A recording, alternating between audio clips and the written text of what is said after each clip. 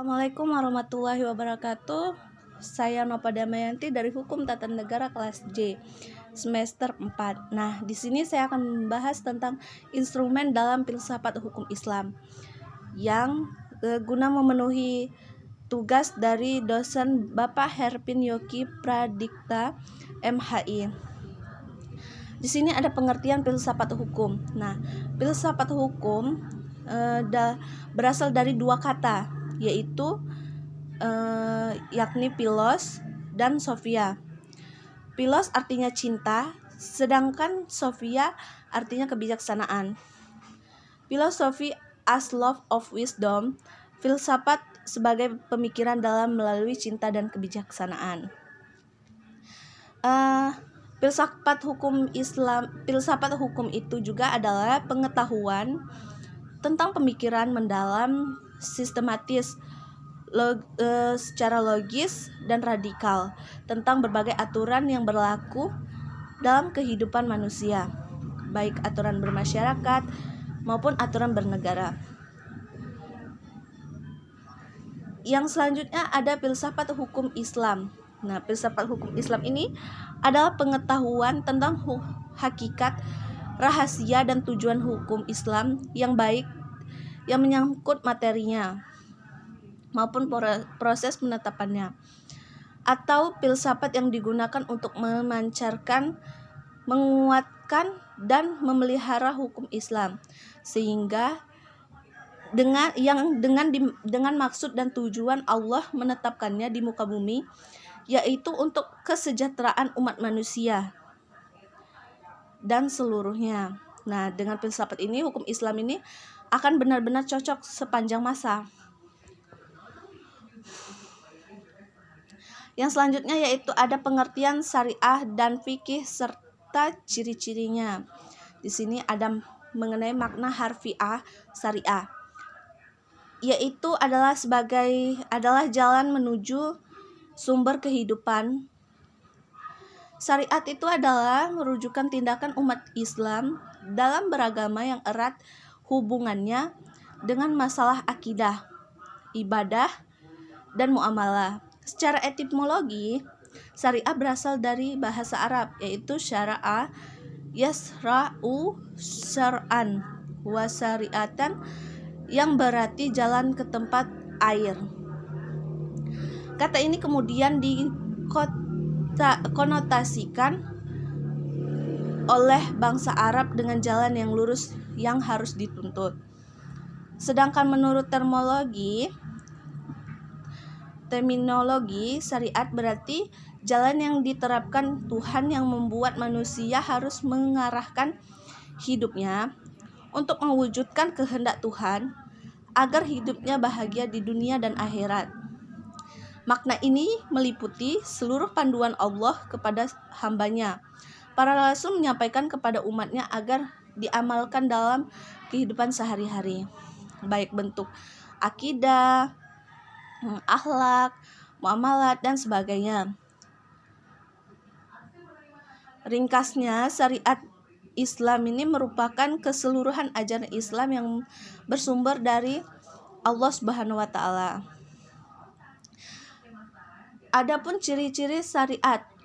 Ciri-ciri syariat berpusat pada asas-asas, yaitu ada yang pertama ketuhanan, Rabbaniyah.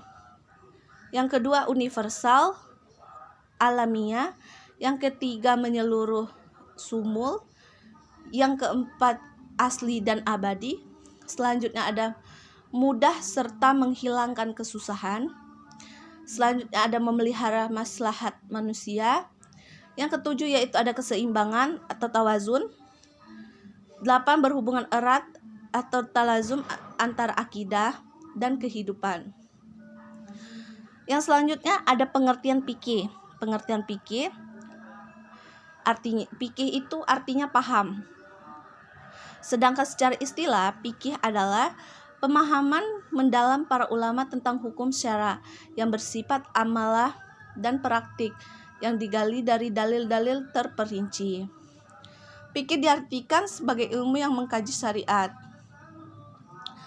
Secara sistematis, kata fikih bermakna Pam al-Asya al-Dakika, yaitu paham yang mendalam, mengetahui paham terhadap pembicaraan orang lain, atau mengetahui sesuatu yang memahami dengan baik.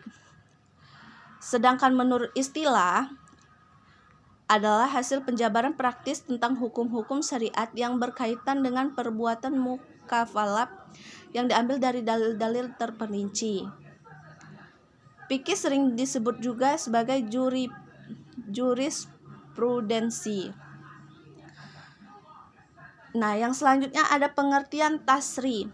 Tasri adalah kata yang diambil dari lafaz syariah yang artinya jalan yang lurus. Secara terminologi tasri oleh para fuqaha diartikan sebagai hukum-hukum yang ditetapkan oleh Allah Subhanahu wa taala bagi hamba-hamba yang diungkapkan melalui perantara Nabi Muhammad. Nah, agar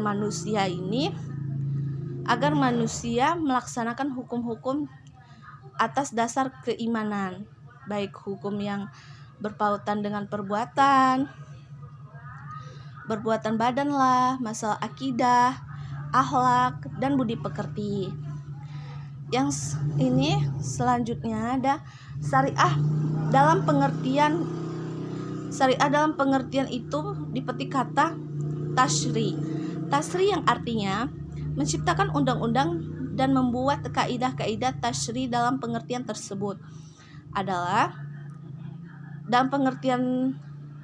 tersebut tasri ini adalah undang-undang yang dibuat bersumber dari ajaran agama yang disebut dengan tasri samawi maupun di perbuatan manusia dan hasil pikirannya yang dinamakan dengan tasri wadiyah. Nah, pengertian yang sebelumnya yang di atas itu memberikan pemahaman bahwa tasri merupakan proses pembuatan undang-undang yang diambil dari syariat. Nah, oleh karena itu syariat yang diturunkan oleh Allah Subhanahu wa taala yang datang dari Nabi Muhammad SAW belum berarti telah menjadi tasri. Sebaiknya tasri di dalamnya adalah substansi dari syariat Islam. Baiklah, sekian penjelasan dari saya. Lebih dan kurangnya saya mohon maaf.